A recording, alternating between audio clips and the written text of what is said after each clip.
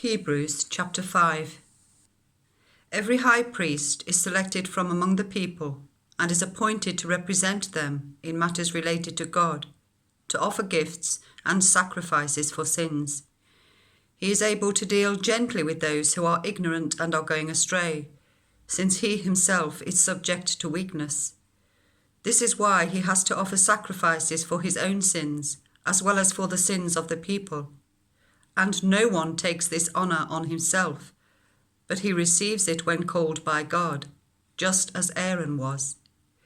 In the same way, Christ did not take on himself the glory of becoming a high priest, but God said to him, "You are my son. Today I have become your father."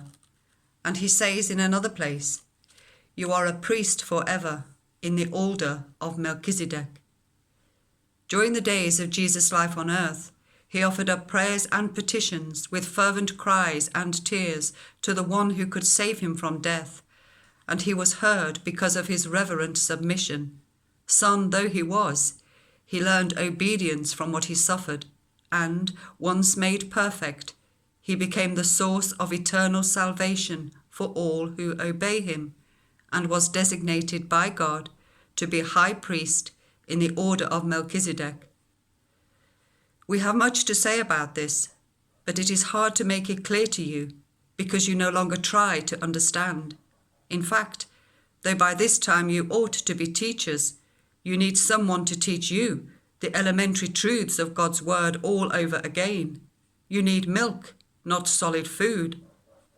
Anyone who lives on milk, being still an infant, is not acquainted with the teaching about righteousness. But solid food is for the mature, who, by constant use, have trained themselves to distinguish good from evil.